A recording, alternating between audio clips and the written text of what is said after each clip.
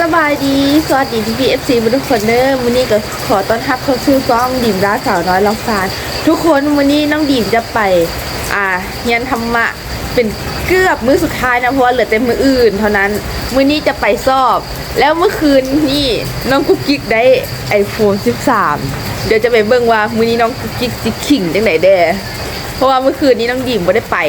ข้าเจ้าไปไหว้พระอันบอกแล้วก็จะมีกิจกรรมแบบเปิดฮุกลุดแล้วก็มีขวัญใจพี่เลี้ยงด้านนี้หลายอย่างเลย แล้วอยู่ๆน้องจีก็ส่งหูไอโฟน13มาเดี๋ยวเขาจะไปเดี๋ยวมื้อนี้ก่อนจีพาทุกคนไปเบิ่งบรรยากาศในงานเนาะว่าสี่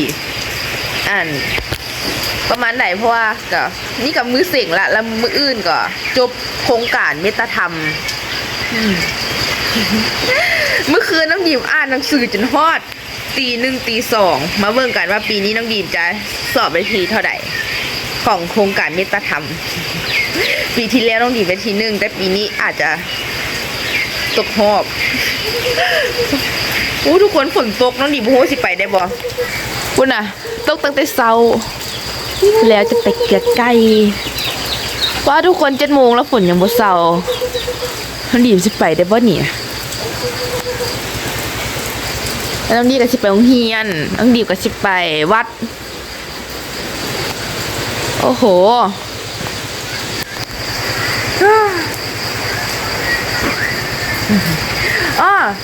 แล้วก็มีคลิปหนึ่งที่เป็นวอที่น้องดีลงไปคลิปสั้นแล้วลงคำว่าเริ่มนับถอยหลังไม่รู้แล้วมีพี่เอฟซีมาคอมเมนต์ว่าเรียนจบบ่ว่าเรียนจบเนาะที่จริงมันโครงการนี้แบบ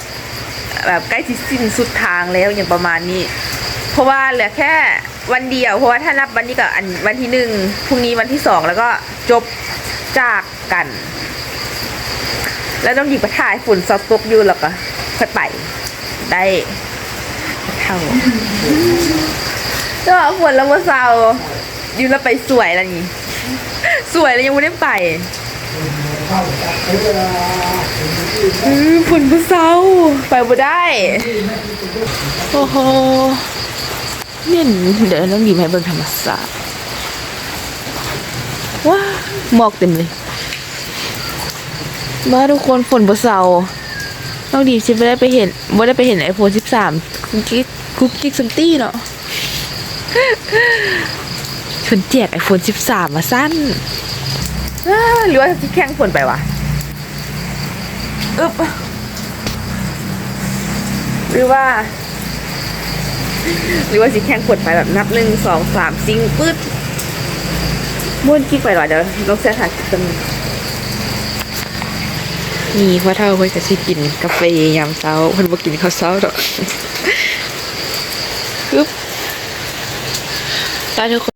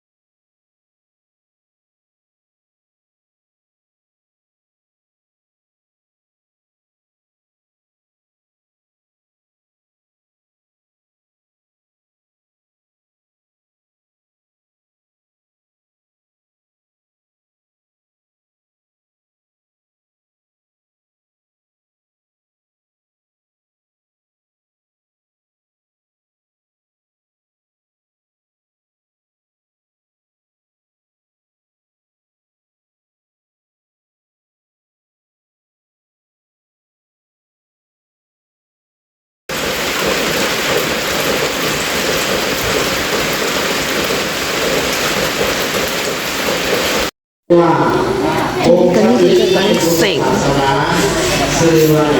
วัสดีค่ะมันใจจะขอ50ความมั่นใจ50โคสติแปลว่าความอะไรอย่างก่อน จวนเนาะ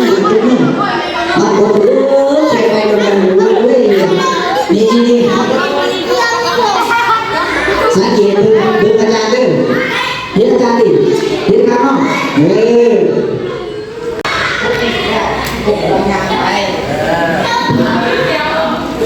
โอเคดิ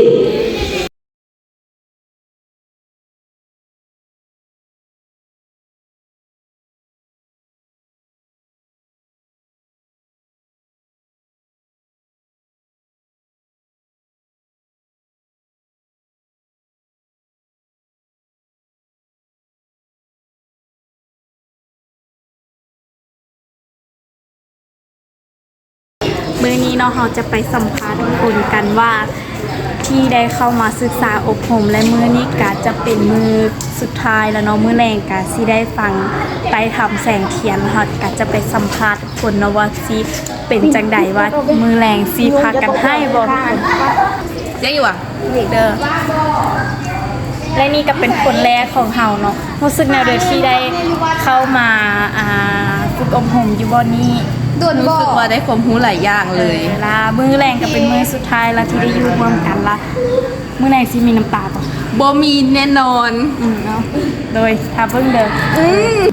และนี่ก็เป็นคนที่สองของเฮาเนาะเขาจะมาสัมภาษณ์เราว่ารู้สึกจังไดที่ได้เข้ามาศึกษาอบรมเป็นมื้อเก่าและมื้ออื่นเป็นมื้อใส่บ้านมื้อสุดท้ายรู้สึกยังไง สึกใจหายที่ว่าเฮ้ยคือว่าไหวแต่ว่าเดี๋ยวมาสิจบละเรายังใจอยู่ไหม แล้วมื้อแรงสิมีน้ำตาบ่ที่ได้ฟังไต่คำแสงเทียน ฟังเอ้ยเอาไว้รถเอ้ยสิบ่ให้เด็ดขาดสิบ่ให้มีน้ำตาเฮาเห็นเด็ดขาดเลยจื้อไว้ ล้ม แล้วเราก็มาอยู่กับคนที่สามเนาะว่าผู้สึกมิตรกระโดด มือแรงคิดว่าตัวเองสิให้บ่ บ่ให้แน่นอน เกี่ยมเบิง คิดว่าตัวเองสิให้บ่ บ่ให้ถ้าเบิ่งเลย ถ้าเบิงคิดว่าตัวเองสิให้บ่ บอกให้จ้า ถ้าเบิง คิดว่าตัวเองให้บ่ บ่ให้ถ้าเบิงโลด ถ้าเบิ่งโล ไป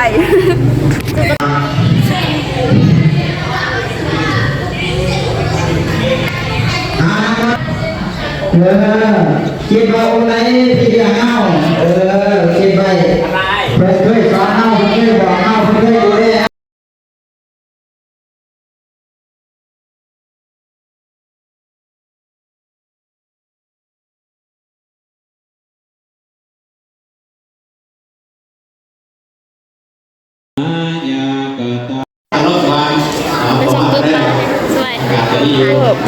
เกือบหายใครเกือบหาย มา เอาเมื่อกี้เอื้อยนั่นใส่ไว้ใส่ พัดลมเทียบพัดลมเอาไปเจ๊ด้วยพัดลมเทียบเจ๊อันนี้ทำอะไรอ่ะสิวเพื่อนเนาะเป็นบางคนแบบนี้มาตั้งรูปเปิดแสงสว่างจุดเริ่มต้นเปิดแสงสว่างในที่นี้ก็เป็นเปิดแสงสว่างในการดวงใจให้เปิดขึ้นในที่แต่ของลูกหลานแต่ว่า มันบ่เห็นหน้าบ่เป็นหยังรอด เสียใจ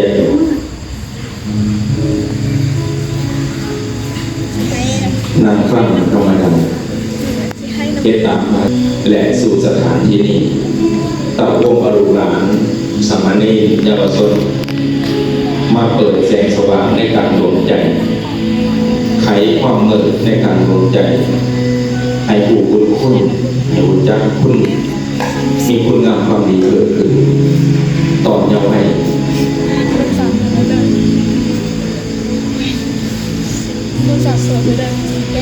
ยังโมบุสิ่งทำให้มีแสงสว่างให้เกิดแสงสว่างให้เกิดธรรมะในดวงใจเปรียบเหมือนแสงเทียนแสงแห่งธรรมนำจิตใจใสสว่าง ส่องเห็นทางจากชีวิตที่สดใสศึกษาธรรมจนสุ่มสัมสร้างซึ้งใจปัญญาไว้ดับเหตุทุกข์สุขนิรันดรแสงพระธรรมนำใจให้พ้นทุกข์แสงพระธรรมนำสุขทุกสมัยแสงพระธรรมส่องสว่างกลางดวงใจแสงพระธรรมนำทางใจ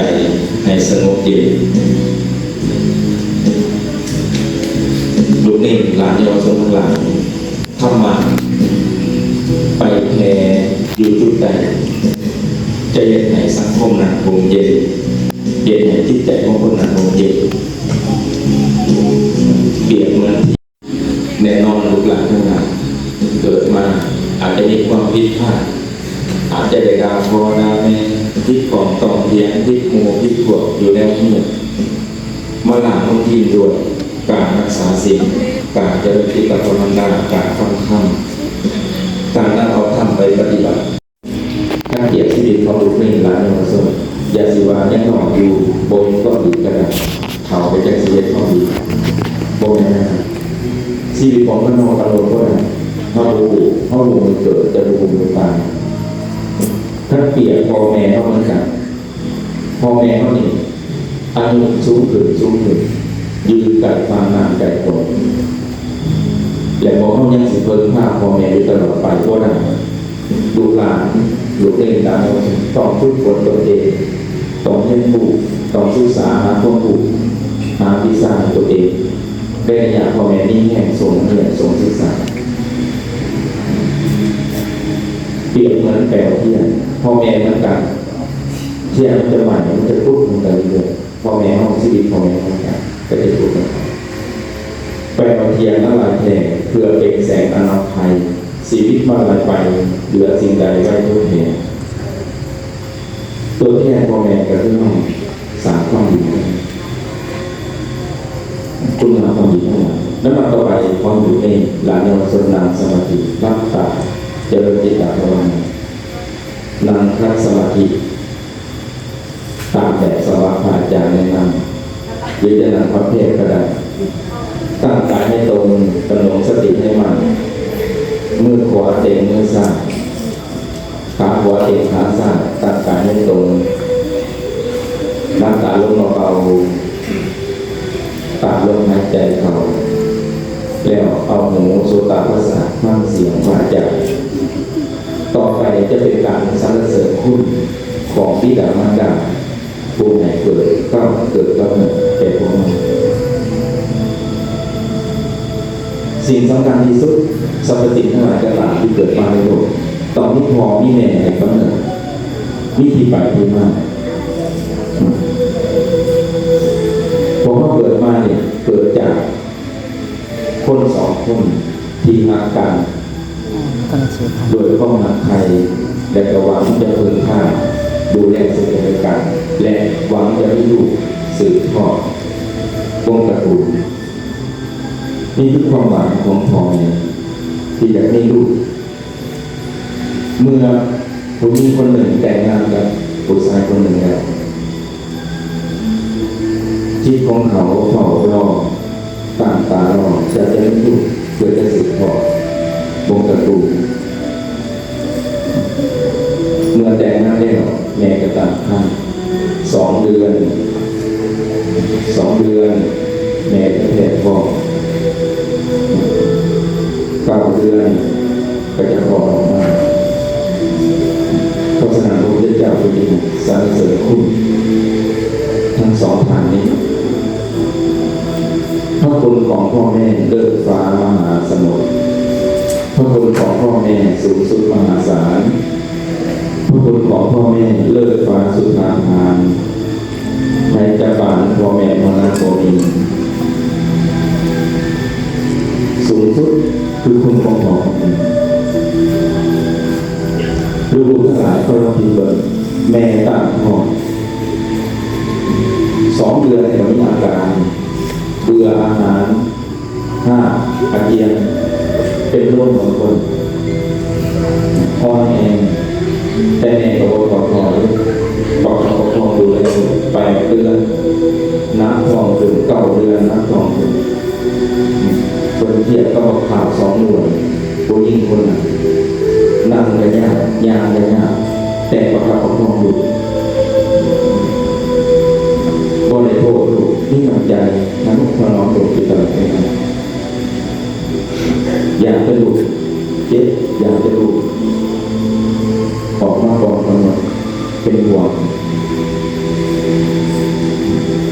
เมื่อมาต่อเดือนแล้ว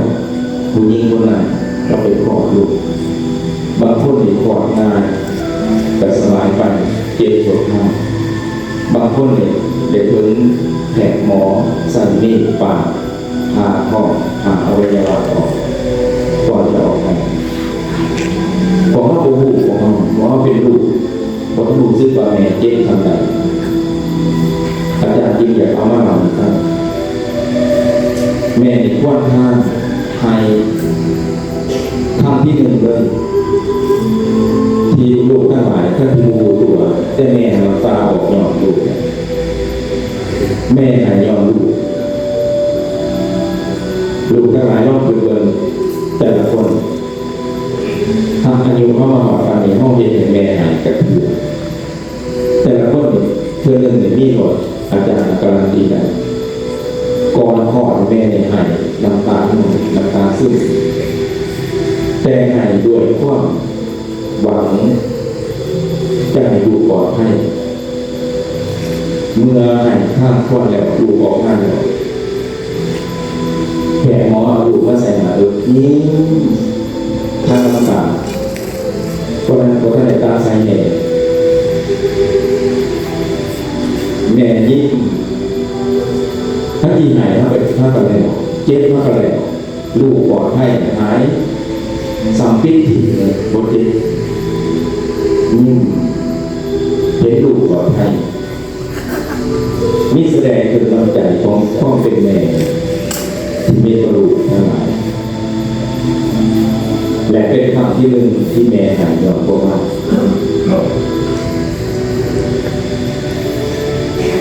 น้ำใจแม่สะอาดแท้กว่าทุกสิ่ง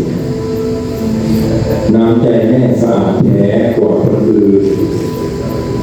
น้ำใจแม่สะอาดแท้เกินสิ่งใดน้ำใจแม่มีไว้เพื่อลูกทุกคนลูกทั้งหลายลูกที่เกิดมาตัวใดคนก็ตามแม่ยิ่งน้ำใจทุกคนบางคน4 5 คน6 7 คนเป็นโรคแม่โบเกิลปฏิเสธแม่รักแพงแม่เลี้ยงอดทนขาดเที่ยงเลี้ยงเกิดมาแล้วกินของหยาบของเพชรก็ได้ลูกที่ว่าแม่ได้ยังไงแม่ได้กันกองเอาน้ำนุ่มนั้นเป็นเลือดของแม่เห็นบอกตอนนี้เขาอยู่ในท้องของแม่ก็กินอาหารจากแม่ทายเหี่ยวขี่ออกมาทานสายแห่สายออกมาแล้วกินของหยาบก็กินมันนุ่มแม่กินเลือดแม่อีกการกองออกมาเป็นมันนุ่มขุ่นๆเส้นสายหวานๆย่อให้ลูกกินสะดวกจะกินเป็นเลือดลูกจะกินเลือดแบบนี้เพราะฉะนั้นที่นี่ข้อมูลข้างหลังก็มาดูกับแม่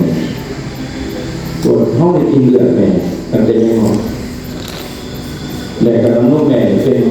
ผู้ต่างหน้าที่สูงที่สุดเป็นลูกแข็งแรงท่านแม่บอกให้นุ่มกินเนี่ยหรือแม่บอกออกมาแล้วแม่เอาไปกินเลยกลางป่าก็มีหลานขาวอันนี้ลูกแม่ตอนนี้แสดงว่าแม่หาห้องในลูกบนเราพื้นดาแล้วเดียวกับเกียร์ว่าแม่บอกพื้นท้ายแล้วเดียวกับไงว่าแม่บอกถ้าพื้นบนหักพื้นเอาลูกไปกินเนี่ยบริหยดน้ำนมของแม่นี้เพียง1 หยดก็ปรากฏที่เป็นเกษตรสีเป็นสายเลือดเลี้ยงตัวส่วนสีดีเพียงเท่านี้ลูกทุกรายถ้าเราบริกิตของแม่เขาตายบางคนเกิดมาประสงค์ประกอบเป็นพิการแม่กระหักแม่ยิ่งเป็นห่วงเกิดมาในลูกก็สมประกอบวัสติปัญญาบริแม่ยิ่งเป็นห่วงแม่สิตายเป็นห่วง อย่างก็มีใครเรียนดูบางคนพ่อแม่ทุกอย่างอดเขาอดหนักยิ่งยากให้ยากหน้าจะสิบางทีเขาโกยแหกโกยฝนคือบาอาจารย์เพื่อนเก็บกอยให้ลูกกินพ่อแม่กินกอยลูกกินเขาลูกถามว่าไอ้พ่อแม่กินเขาหรือเปล่าอิ่มแล้วทั้งที่ตัวเองไม่ได้กินเลยตัวลูกก็อิ่มแล้วให้ลูกกินก่อนอาหารดีๆหาว่าให้ลูกกินจากผงเสือจะเอาไปฝากในลูกสาวกอดลูกสาวพลเมืองดีก็เลยถือเงินขึ้นไปบอกลูกสาวผู้ใดซื้อนี่แม่ต้องจับถือรถตามเอาเงินก่อนฝากมาให้เจ้าเมื่อลูกชายได้ยินนั่นก็พึกทันทีเลยว่าตัวเองนี่แหละคุณแม่เฮ็ดให้แม่เสียใจเฮ็ดให้แม่บาดเจ็บหน่อยอีกแล่ลงมาหาแม่อานิจจาแม่ได้ขาดใจตายเพราะท่านได้เห็นลมหายใจสุดท้ายของแม่ได้มองว่าแม่ลูกพิษไปแล้วคอยแม่จะโทษให้ลูกพิษไปแล้วแม่จะพอตายกลับขึ้นมาหาลูกแม่แต่ผมมีความหมายแม่ได้ขาดใจแล้วลูกชายกำเงินเกินเลือดของทั้งไห้เสียใจกอด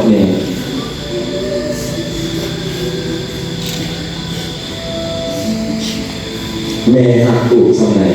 ขนาดจะตายก็ยังคืนใส่ลูกนั่นจะเอาเงินมาให้ลูกแต่ลูกคือบอกว่าแม่หักสมัยเคยคืนในสมัยอยู่นี่แหละลูกแม่รักน้อง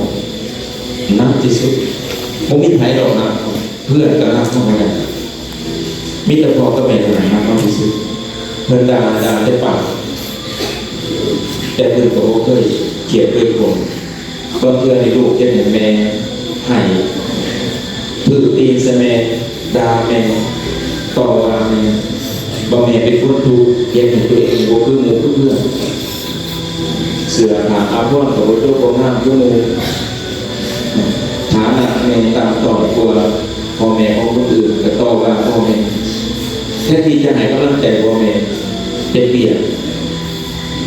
ไปไหนไปสวนไปกรีดยางรถเหนื่อยรถขึ้นบริลาไปนอนแต่ผมก็เห็นกำลังใจดูสร้างคนนั้นจากกันเกิดให้ตัวเองเสื่อเปลือยมาแล้วก็พิเศษแม่ก็ตังลูกๆทั้งหลายดูว่าเขาจากวันเกิดห้องคือวันกายห้องมือดังทุกก่อนคือตามว่างานวันเกิดยิ่งใหญ่ภายคนนั้นสนองกันในกลุ่มคนผู้ลุ่มหลงลาบยศสรรเสริญเพลินพนมวันเกิดส่งซีบสันเล็กวันตายอีกมุมหนึ่งนั่งเหงาหนาเศร้าแท้หญิงแก่สลานั่งหงอยและคอยหาโอ้วันนั้นเป็นวันอันตรายแม่กอดสายโลหิตแทบปิดสนวันเกิดลูกแม่เหนืออื่นใดในแผ่นดินมอบซีรีให้พ่อแม่อย่างแท้จริงเพื่อนไหนชีวิตเข้ามาแล้วเขากับไหนชีวิตเพื่อนกลับคือให้พ่อดีให้เพื่อนดีใจก็เพื่อนดีให้เพื่อนดีใจอย่าไปเห็นย่ามเพื่อนตายแล้วเพื่อนพ่อดีเอาไว้สักทีพอกหัวโล่งบอกแม่ด้วยมากินข้าวเด้อ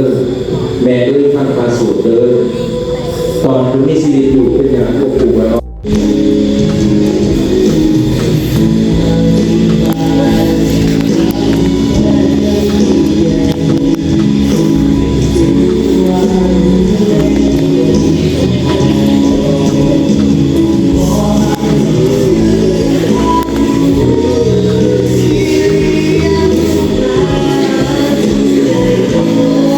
subscribe cho kênh Ghiền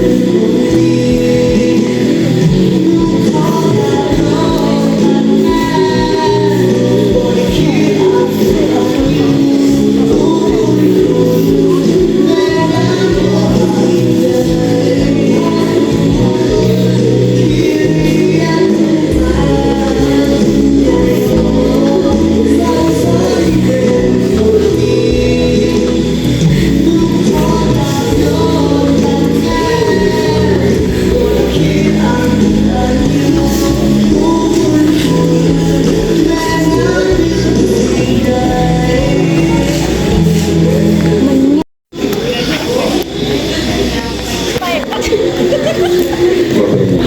บ่ให้ แบกวัด เป็นแถวเลยหมดแต่ว่าสิบ่ให้ป้ามีดหลายกันหมู่ปานว่าเบิ่งเด้อมึงเอ้ยสิบ่ให้ปานว่า ด้วยติดสำเนึกบ่แม่นน้ำตาในครอบครัวแท้ ฮะทั้งสองคนวะเบิ่งตากับหูน่ะมันต้องตาแดง แม่น้ำตาในความสำเร็จทุกๆอย่าง เอ้ยสิบ่ให้ ต่อไปสู่สารพันได้คุณ เอ้ยสิบ่ให้เพิ่นว่า ทุกคนเบิ่งโปรเจกเตอร์ลูก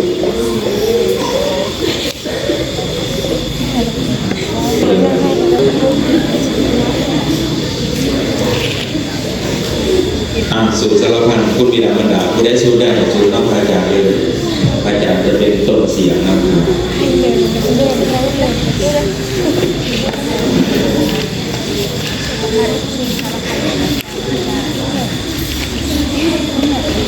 อาสรีบอกกันได้บาตาบาบอกกันเด้อบาตาบาบอกกันนี่ขอกราบไหว้คุณพระบิดาและมารดา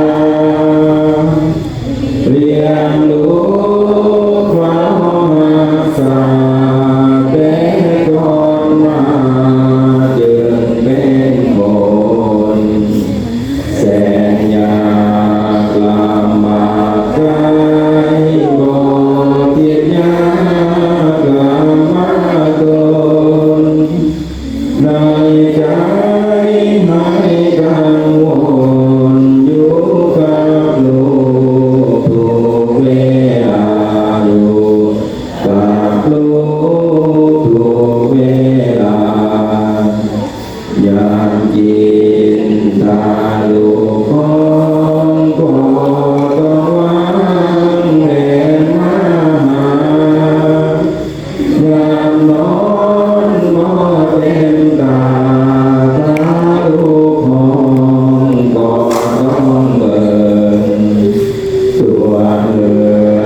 ยงให้หมดจากคนฟ้าที่พุ่งสูงโอ้ยินโนดนอนสู่ทนลำบากตาก็เอาทนลำบากตาก็เอาคุณพ่อแม่มากนักเพียรนักนักตามภูเขาแผ่นดินทางหมดเอาเพียงคุณทานบ่เท่าทันเหลือที่จะแข่งรุ่นของกันนั้นหลายอันเบ่งไว้แต่เหียนทางเอามาสอนพอพรบุญเอามาสอนพอพรบุญสอนธรรมที่จริงใจหูบ่เดียงไว้เป็นเดิมแบบเยือนแสดงคุณให้เห็นจริงตามลำนองนั่นแหละจึงนับได้ว่าสนองเสริมคุณนาแทนเขาที่พรมาและน้ำนมที่ลืมกินและน้ำนมที่ลืมกินแทนบุญปาปล่อยพัดเดินเป็นอาชีพอย่างใดก็บ่สิ้นพระคุณนั้นอานันต์เอ่ยพาบุญนั้นอานันต์เอ่ยสุข เอ้ยเจอเอ้ยสิบ่ให้ ไปกันหมู่เลย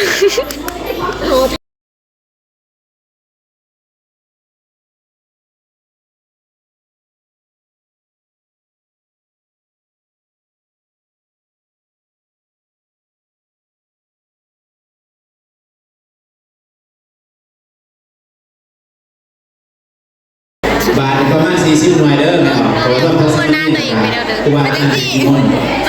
ประมาณไหนเนาะไล่40 30 ปลาย 40 ประมาณนี้แหละ